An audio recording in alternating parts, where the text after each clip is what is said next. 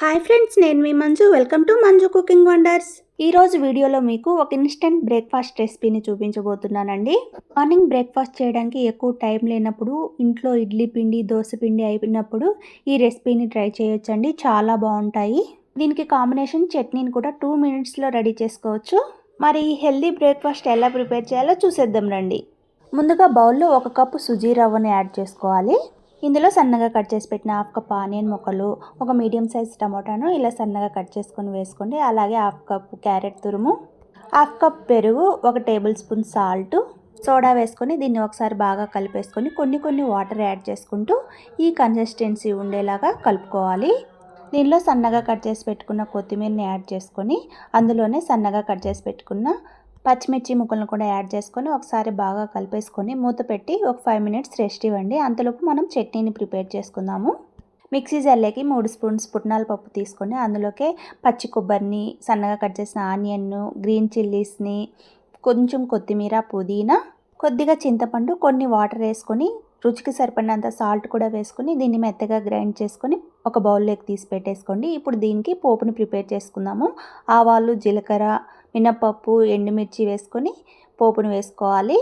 అంతే, చట్నీ రెడీ అయిపోయింది. అదే ప్యాన్లో మరో 2 స్పూన్స్ ఆయిల్ వేసుకొని ఆవాలు, జీలకర్ర, సన్నగా కట్ చేసి పెట్టిన కరివేపాకు, కొద్దిగా పసుపు వేసి దీన్ని దోరగా వేయించుకున్నాక మనం ముందుగా కలిపి పెట్టుకున్న రవ్వ మిశ్రమంలో యాడ్ చేసి బాగా కలుపుకోండి. ఇలా తిరగవాత పెట్టుకోవడం వల్ల పొంగనాలు మరింత టేస్ట్గా ఉంటాయి. ఇప్పుడు స్టవ్ మీద గుంత పొంగనాల ప్యాన్ పెట్టేసి హీట్ అయ్యాక గుంతల్లోకి కొద్దిగా ఆయిల్ వేసుకోండి.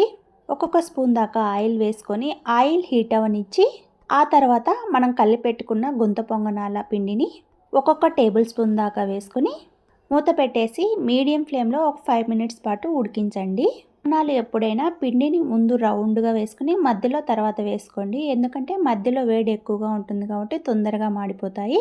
ఇప్పుడు మూత పెట్టేసుకొని 5 మినిట్స్ ఉడికించుకున్న తర్వాత మరో వైపుకు ఫ్లిప్ చేసుకొని మూత పెట్టి మరో 5 మినిట్స్ పాటు ఉడికించుకోండి.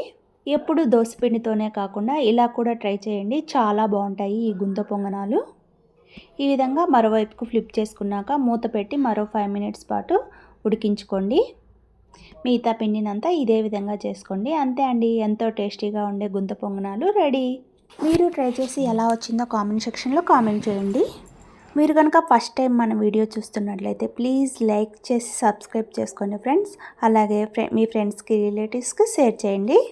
ఈ గుంత పొంగనాలు మార్నింగ్ బ్రేక్ఫాస్ట్లోకి కానీ ఈవినింగ్ పిల్లలు స్కూల్ నుంచి ఇంటికి రాగానే స్నాక్స్ లాగా కూడా చేసి ఇచ్చినా చాలా బాగుంటాయి. ఈ చట్నీ గుంత పొంగనాలు కాంబినేషన్ ట్రై చేసి కామెంట్ చేయండి.